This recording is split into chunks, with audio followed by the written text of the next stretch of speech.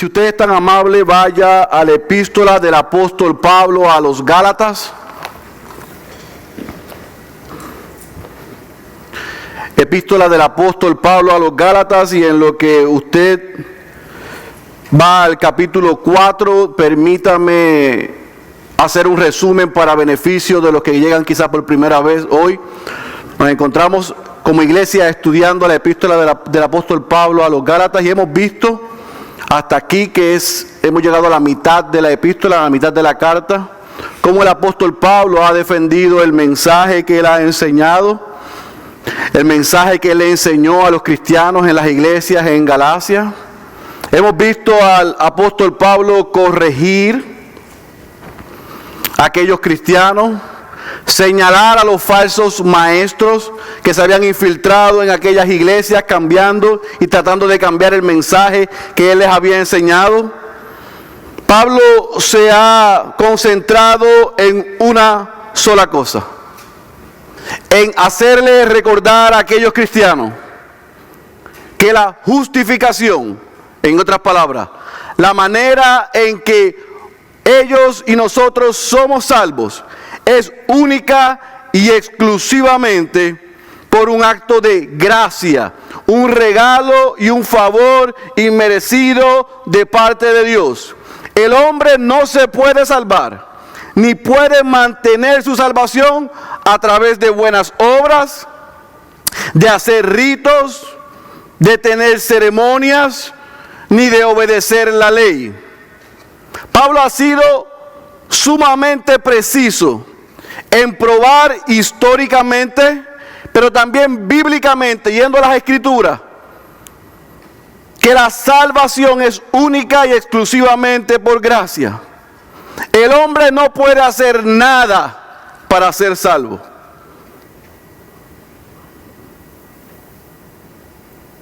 Lo voy a volver a repetir. El hombre no puede hacer nada para ser salvo. El hombre responde a lo que Dios hace en su corazón. En aquellas iglesias en Galacia, al igual que en las iglesias hoy, se han infiltrado falsos maestros que han cambiado y han tratado de cambiar el mensaje. Y Pablo fue vehemente, contundente, serio, estaba indignado.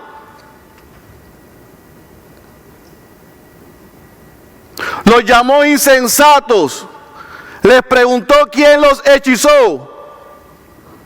Si Pablo predicara en la iglesia del 2015, la iglesia estuviese vacía,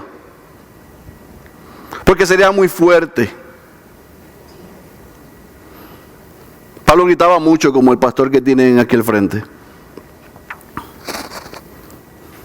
Pero Pablo fue firme en dejarle saber a los cristianos: estén firmes en la libertad que le da Cristo, no regresen a los rudimentos de la ley. Para Pablo lo más importante era, escuche bien, vidas transformadas, vidas cambiadas, no seguir ceremonias, rituales de la ley. ¿Estamos claros hasta ahí? Hoy vamos a entrar en el capítulo 4 y lo vamos a estudiar y lo vamos a leer completo. Y lo hemos dividido en 4 partes para hacerlo más fácil.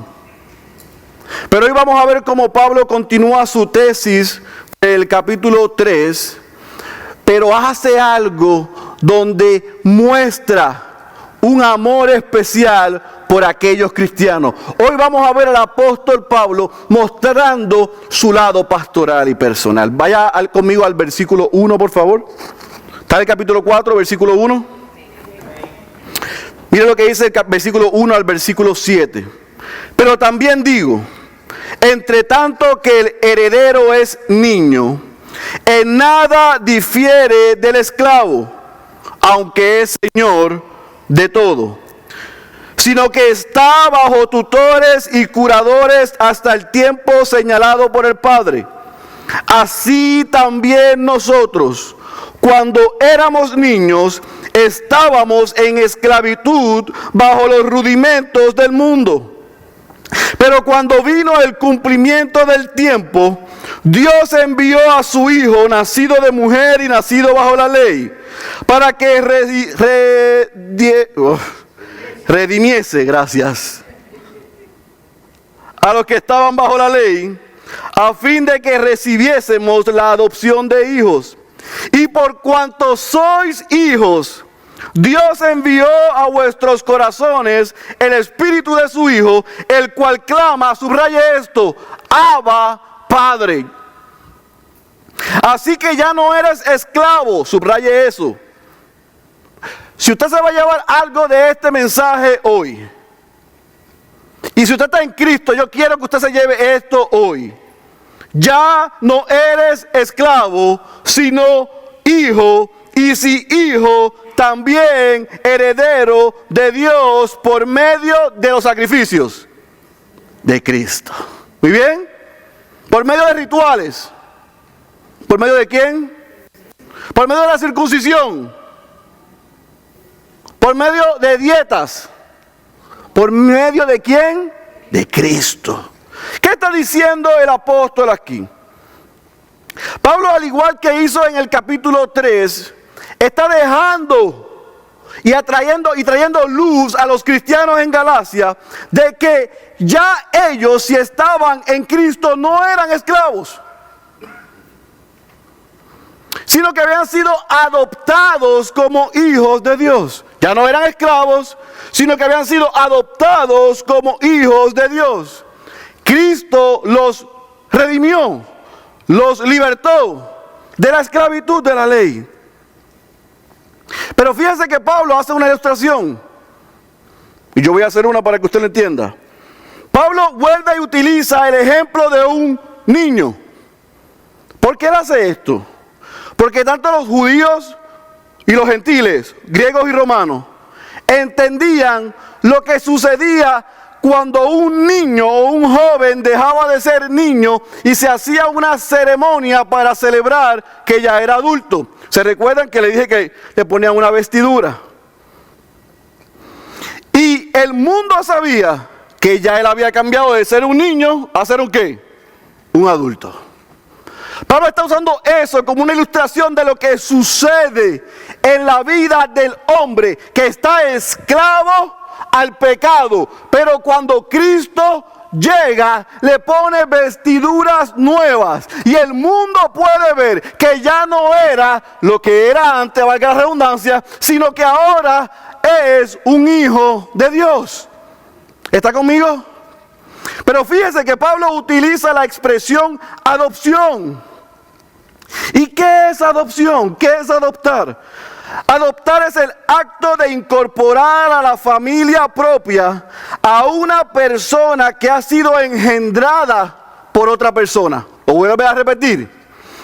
Adopción es el acto de incorporar a la familia propia a una persona que ha sido engendrada por otra persona. Pablo está diciendo, y aquí voy a romper los fusibles de algunos. No todos son hijos de Dios. Hay algunos que dicen en el mundo, usted sabe, pastor, que todos somos hijos de Dios. No, todos fuimos creados por Dios. Pero Pablo dice en Romanos que por cuanto todos pecamos, todos estamos destituidos de la gloria de Dios. En otras palabras, escúcheme bien, si todos pecamos, nuestro padre no es Dios. ¿Es quién? Satanás. Somos hijos del pecado.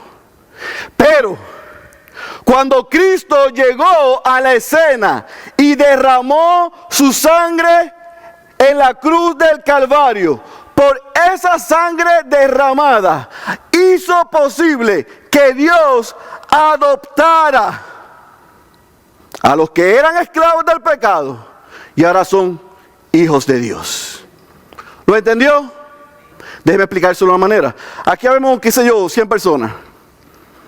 Y yo soy quizás más joven que algunos de ustedes. Pero yo le pregunto, ¿alguno de ustedes me puede llamar a mí papá? La única que me puede llamar papá en esta sala es ¿quién? Andrea. ¿Por qué? Porque tiene mi sangre, porque tiene mi apellido y porque yo la engendré. Usted me puede amar, odiar, pero no me puede llamar padre. Les voy a hacer otro ejemplo, a ver si me entiende. Mi papá vive en Puerto Rico. Yo le puedo dar el teléfono de mi papá a todos los que están aquí cuando salgan. Y llame a mi papá y dígale, bendición papi. Y él le va a decir, ¿y quién rayos es usted? Que está llamándome, diciéndome, pidiéndome la bendición. Usted no me puede llamar padre, sino es que mi hijo o ha sido adoptado legalmente como su hijo. Todos los hombres no pueden llamar a Dios Padre hasta que pasen a través de Cristo, que es el que hace posible que sean adoptados como hijos de Dios. Y mira lo que dice Pablo, que cuando eso pasa en la vida de un hombre y una mujer, se puede acercar a Dios y decirle, Abba, Padre. ¿Sabe lo que significa Abba? Papito. Puede llamar personalmente a Dios Padre, papito. Cuando yo te llamo y cuando yo te hablo, yo sé que tú me escuchas. Es por eso que los que no son hijos de Dios, sus oraciones no pasan del techo. Pero los que son hijos de Dios, cuando claman a Él, Él siempre los escucha. ¿Entendió la diferencia? Pablo está dejando claro, ustedes ya no son esclavos, ya no actúen, no hablen, no deseen regresar a ser esclavos. Dios a través de su Hijo los adoptó como sus hijos. Y ahora dice el versículo 7 que no son esclavos, sino son hijos. Y si son hijos, son también ¿qué? Herederos. Usted le deja una herencia a sus hijos, ya sea deudas o activos, pero algo le deja, ¿sí o no? En Dios, a través de Cristo, los que somos sus hijos tenemos una herencia. Y es que veremos un cielo nuevo y una tierra nueva. Es que nunca moriremos, es que cambiaremos de domicilio. ¡Qué bendición! Hay gente que está ahí, si yo me muero aquí, pues cierra los ojos aquí y los abres allá.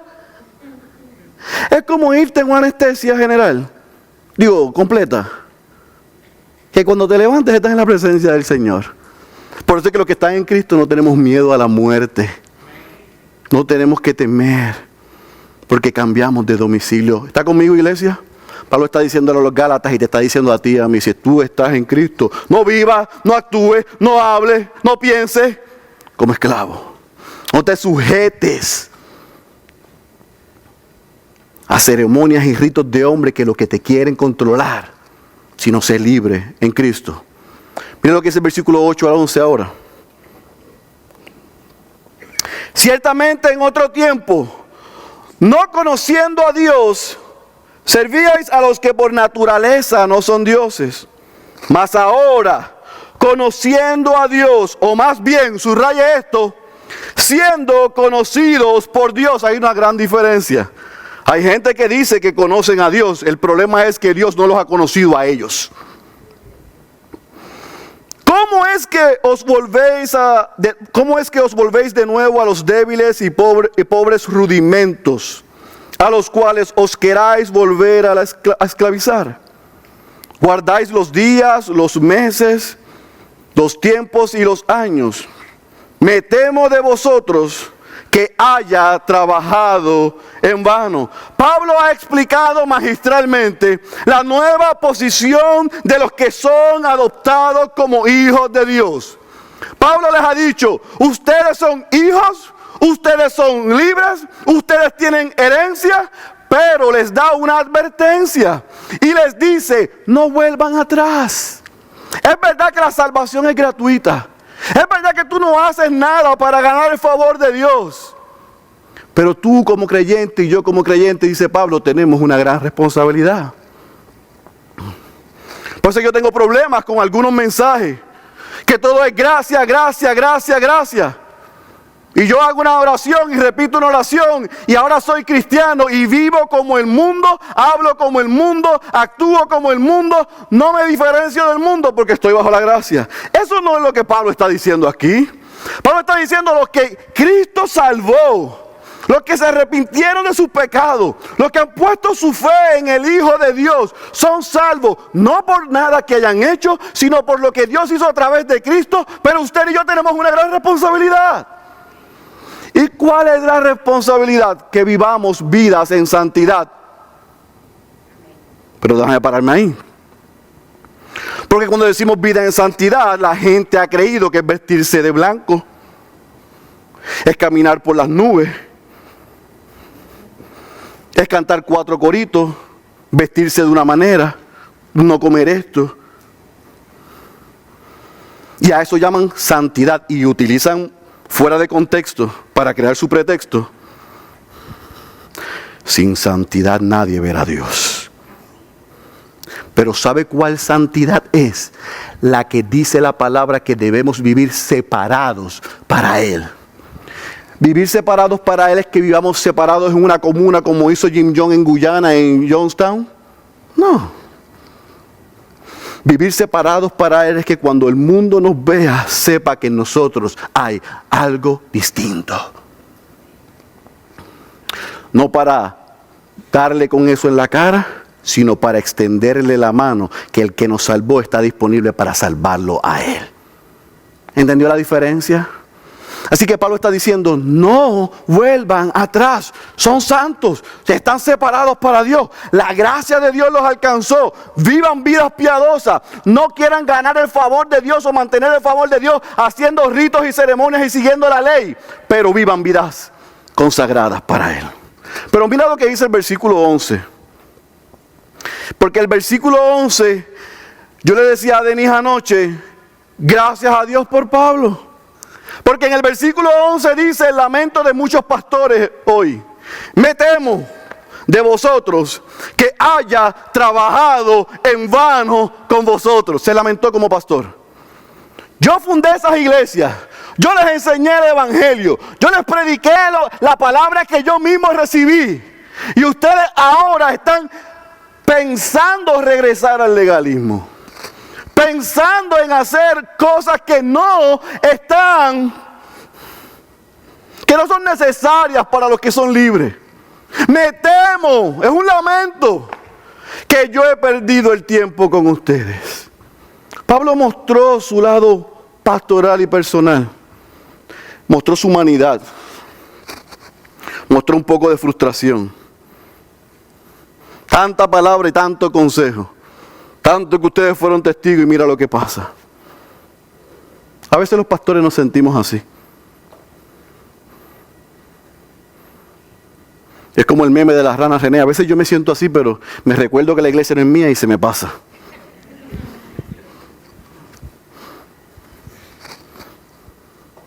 Mi papá decía que el consejo tiene que esperar su tiempo, su turno.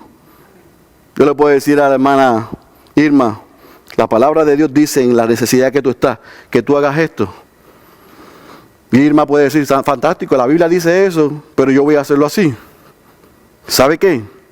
Que yo le dije que la ruta más corta para resolver su problema entre esos 2 puntos era una línea recta. Y ella se pudo haber ido a dar la vuelta por allá. Pero ¿sabe qué? Que va a terminar ¿dónde? Aquí. Porque el consejo bíblico siempre es que el correcto. Tú y yo podemos ser humildes, escuchar las advertencias como aquella que le estaba dando Pablo a su iglesia, o hacerlo a nuestra manera. Pero finalmente vamos a entender a la buena o a la mala que lo que decía Dios y lo que dice Dios es ¿qué? es correcto.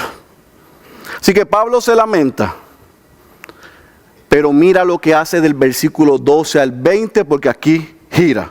Ha sido contundente, vehemente, ha estado bajo control, pero ha sido bien retante su corrección. Pero mira lo que dice el versículo 12 al versículo 20. ¿Está conmigo ahí? Os ruego, que dice ahora, hermanos, que os hagáis como yo, porque yo también me hice como vosotros. Ningún agravio me habéis hecho, pues vosotros sabéis que a causa de una enfermedad del cuerpo os anuncié el evangelio al principio. Y no me despreciasteis, ni desechasteis por la prueba que tenía en mi cuerpo. Antes bien, me recibisteis como a un ángel de Dios, como a Cristo Jesús. ¿Dónde pues, subraye esto, está esa satisfacción que experimentabas? Porque os doy testimonio de que si hubiese podido, os hubierais sacado vuestros propios ojos para dármelos. ¿Me he hecho pues vuestro enemigo por decirle la verdad? Tienen celo por vosotros, pero no para bien, sino que quieren apartaros de nosotros para que vosotros tengáis celo por ellos. Bueno es mostrar celo en lo bueno, siempre, y no solamente cuando estoy presente con vosotros. Hijitos míos, primero los llamo hermanos, ahora los llama hijitos míos, por quienes vuelvo a sufrir dolores de parto, hasta que Cristo sea formado en vosotros. Quisiera estar con vosotros ahora mismo y cambiar de tono, pues estoy perplejo en cuanto a vosotros. Fíjese que ahora cambia el tono de la carta. Y vemos a Pablo personal y pastoral. Vemos a un Pablo que abre el corazón y ahora trae un ruego, una súplica. Hay un sentido de urgencia en la vida del apóstol, en la vida del pastor. Está preocupado por lo que sus ovejas están considerando, por el efecto que ha causado los falsos maestros. Está preocupado.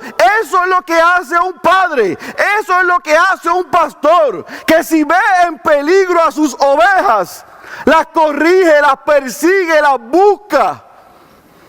Pablo abre su corazón y les dice: están cometiendo un grave error. ¿Qué ha pasado con ustedes?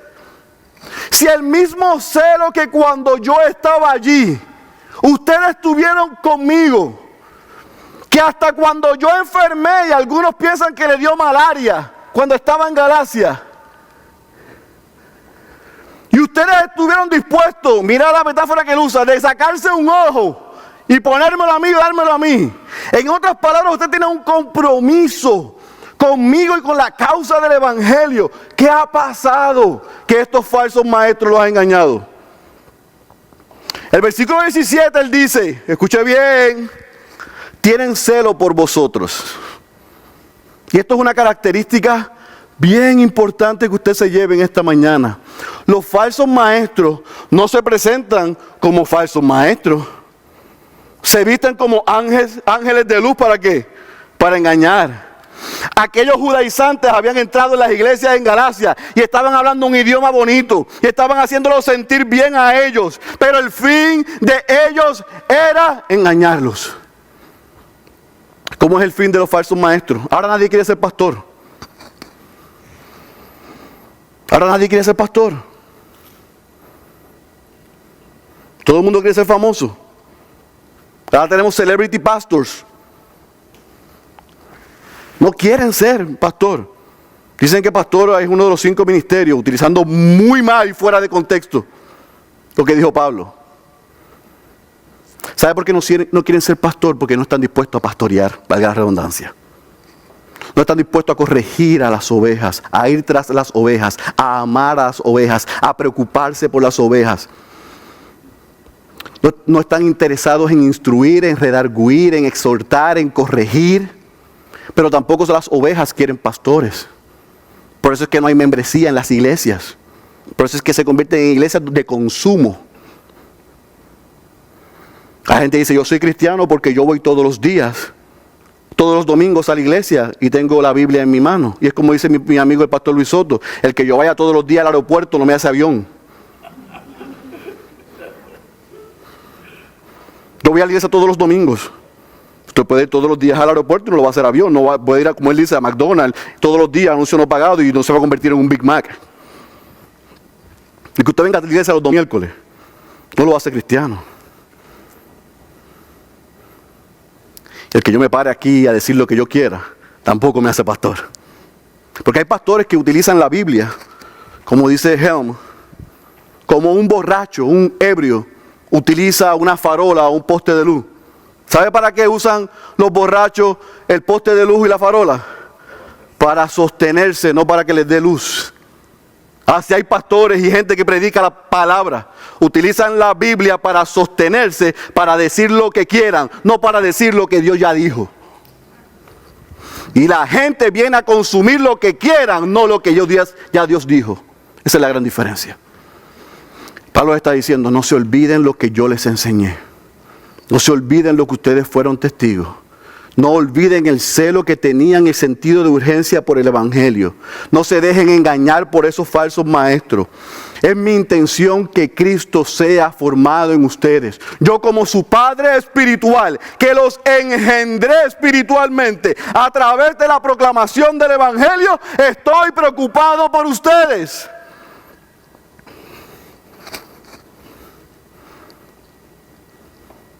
El pastor José Mendoza dice una expresión que a mí me encanta. El gran pastor atrae a las ovejas con su voz. El falso las arrastra para devorarlas. Usted no va a ver un pastor bíblico pidiendo dinero para comprarse un jet privado. Usted no va a ver eso. Porque los que salen en la Biblia iban como Fernando, un ratito a pie y otro andando. No iban en jet privado. No utilizaban su verborrea y su elocuencia y su presencia para meterle la mano en los bolsillos a la gente y llamarse ellos y devorarlo y tener la vida que ellos quieren. Hay un problema con el evangelio de la prosperidad y yo le voy a decir cuál es. Que los únicos que prosperan son los que lo predican, no los que lo escuchan. Ese es el problema de la iglesia de hoy. Que un puñado se está haciendo rico devorando a las ovejas. No hay pastores como el apóstol Pablo. No hay pastores como Santiago, el hermano de Jesús. No hay pastores como Judas, el hermano de Jesús. No hay pastores como el apóstol Pedro. No los hay. Ya ni siquiera se quieren llamar pastores. Ahora se quieren lucrar. Ahora quieren meterle la mano en el bolsillo a la gente. Pero yo le tengo una buena noticia a usted y una mala a ellos. ¿Sabe cuál es? Que Dios no puede ser burlado. Y lo que tú haces, tú lo vas a pagar. Tú no puedes usar el nombre de Dios en vano. Estos judaizantes se metieron en la iglesia y creían que iban a pasarle debajo de la alfombra al apóstol Pablo. Pero Pablo dijo, yo fundé esa iglesia. Esos son mis hijos espirituales. Yo les enseñé el evangelio. Posiblemente están cruditos y entraste y les vas a tratar de engañar. Pero yo creo en el poder de la palabra y del evangelio.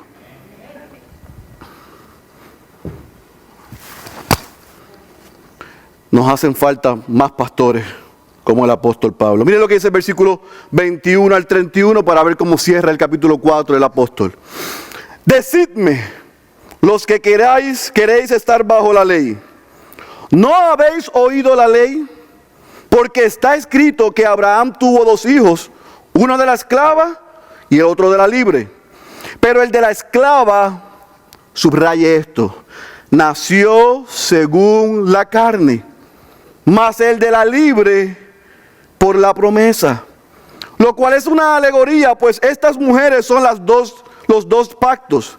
El uno proviene del monte Sinaí, el cual da hijos para esclavitud.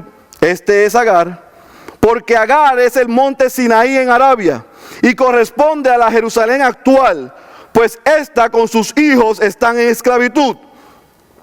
Mas la Jerusalén de arriba, la cual es madre de todos nosotros, es libre, porque está escrito: regocíjate, oh estéril, tú que no das a luz, prorrumpe en júbilo y clama, tú que no tienes dolores de parto, porque más son los hijos de la desolada que de la que tiene marido.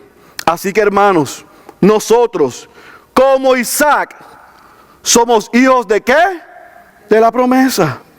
Pero como entonces el que había nacido según la carne perseguía al que había nacido según el Espíritu, así también ahora. Mas ¿qué dice la Escritura?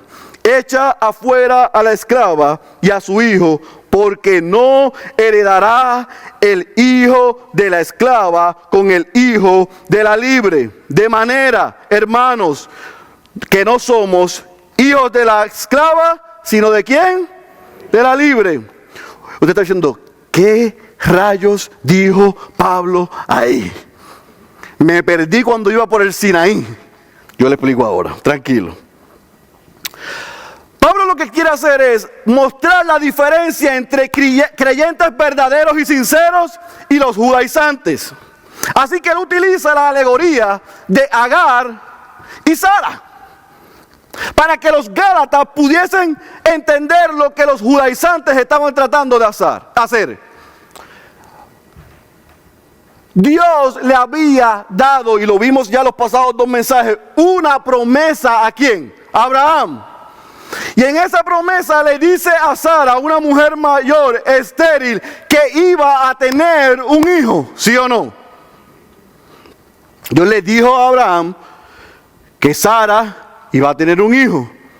Dios le dijo a Abraham que a través de su simiente iban a ser benditas todas las naciones de la tierra. Dios le dijo a Abraham que esa simiente iban a ser benditas todas las naciones de la tierra, no solamente los judíos, no solamente los americanos, no solamente los hispanos, no solamente los asiáticos, todas las naciones de la tierra. Estamos claros hasta ahí, ¿verdad? Como 3 mensajes ahí, yo creo que tienen eso claro. Ahora, ¿qué pasó? Que Sara escuchó eso y cometió una afrenta contra la promesa. Se metió en el medio entre lo que Dios había prometido. Así que de Agar, la esclava, nace Ismael, un hijo. Ese hijo nació por intervención de Dios, nació porque Dios lo prometió, nació como parte de la promesa y el pacto de Dios con Abraham. No. Así que tenemos a Isaac, que es hijo de la promesa. Tenemos a Ismael, que es el hijo de la afrenta a la promesa. ¿Qué está haciendo el apóstol Pablo aquí? Regresando a la historia para cancelar a los judaizantes y a los falsos maestros. Aquí el punto no es Sara o Agar. En nada él está hablando de los atributos o el carácter de esas madres. Lo que está diciendo es que un niño nació según la carne y otro niño nació según la promesa. Uno nació por intervención de Dios, otro no. Pablo quiere ilustrarle a los cristianos que estar bajo la ley es estar bajo esclavitud. Lo voy a volver a repetir. El estar bajo la ley es estar bajo esclavitud. Y los que crean que haciendo ritos, ceremonias, circuncidándose, poniendo gravamen, diciendo es Cristo más esto, están bajo maldición. Están bajo los hijos de la esclavitud.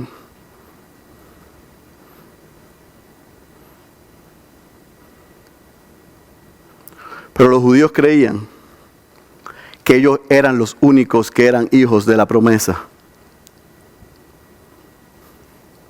Y los romanos, gentiles, hispanos, asiáticos, no son hijos de la promesa.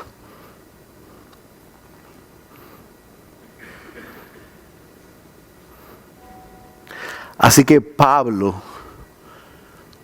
humilla la soberbia de los judaizantes, humilla el mensaje herético de esos falsos maestros y dice: todos los que hemos sido lavados por la sangre de Cristo, todos somos hijos de la promesa. Sea judío o sea gentil, sea americano o sea hispano, sea educado o no lo sea, haya llegado legal o no. Para Dios no hay acepción de personas.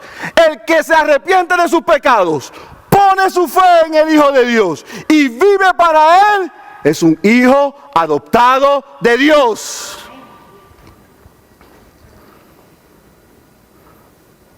Dios no hace clasismo como hacemos nosotros. A Dios no le interesa cuánto tú sabes ni cuánto yo sé. A Dios no le interesa lo que tú tienes o lo que yo tengo. A Dios no le interesa si hablas 3 idiomas o solamente uno. A Dios no le interesa cuánto has logrado o cuánto no lo has logrado. A Dios no le interesa cuánto pecaste o lo bien que te has tratado de portar. A Dios lo que le interesa es que tú te arrepientas de tus pecados, pongas tu fe en el Hijo de Dios y vivas para Él por siempre. Ese es salvo. Ese es hijo de la promesa. Ese ya no es esclavo. Ese ha creído y ha recibido la salvación por gracia, porque es Dios el que cambia el corazón del hombre. Como dice Jonás, la salvación le pertenece a Jehová. El hombre no se puede salvar. Es Dios que cambia el corazón del hombre para que éste responda. Esto nos ubica en el lugar correcto. Dios es soberano, tú y yo no lo somos. Por lo tanto, la criatura no le demanda, le decreta, le declara ni le exige al Creador, sino que se somete a su soberana voluntad. Nosotros no oramos para cambiar la voluntad de Dios. Nosotros oramos para someter nuestra voluntad a la voluntad de Dios. Pero Pablo dice, a estos hijos de la promesa no se crean que esto va a ser bizcocho, nice and chuching.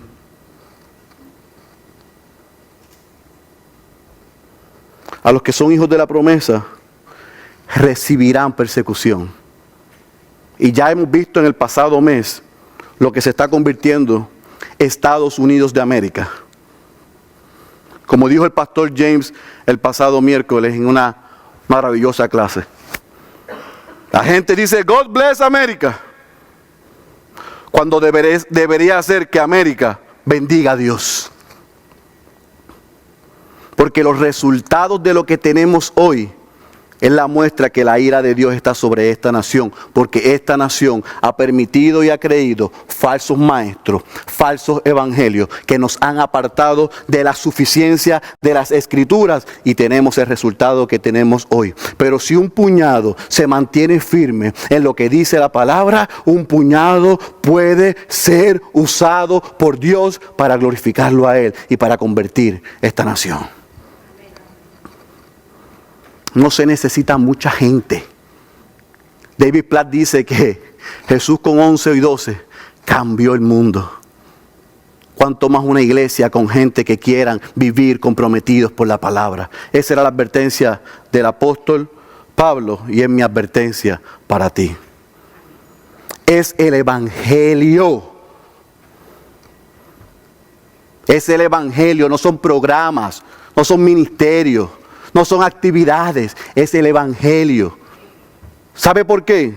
Mi amigo José Abela dice que el evangelio logra en el pecador lo que el pecador nunca podrá lograr en sus mejores días. Vida espiritual donde antes no lo había.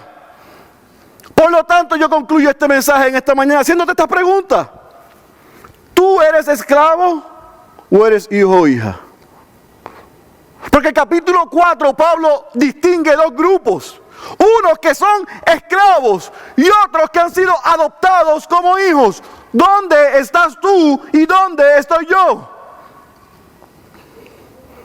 ¿Somos esclavos a este mundo? O si hemos sido adoptados por Dios y nos llamamos cristianos, vivimos, hablamos y actuamos como Cristo. Primera de Juan nos da a nosotros la evidencia de una conversión verdadera. ¿Sabe cómo yo sé que usted y yo somos cristianos? Porque damos frutos dignos de arrepentimiento. Yo me puedo llamar cristiano, pero si no actúo como Cristo, si no hablo como Cristo y si no me parezco a Cristo, lo que tengo es una etiqueta. No lo soy. Sigo siendo esclavo de este mundo. Pablo le hizo una advertencia a su iglesia, yo le hago una advertencia a la mía. Los tiempos son malos. En la iglesia de hoy se han infiltrado falsos maestros. Están tratando de engañarnos. Están tratando de llamar nuestra atención para apartarnos de la verdad. Yo les ruego que ustedes entiendan que si tú y yo estamos en Cristo, Jesús dijo en Juan 8:36 que somos verdaderamente libres. Libres y verdaderamente libres son dos cosas distintas. Yo te pregunto en esta mañana, ¿tú eres un hijo o un esclavo? ¿Eres hija o eres esclava? ¿Esclava del pecado? ¿Esclava de Cristo? Yo te invito a que tú cierres tus ojos y te contestes esa pregunta. ¿Soy hijo? ¿Soy esclavo? ¿Quién es tu padre en esta mañana? Tú pudiste haber tenido malas experiencias. Posiblemente tu padre físico no te crió.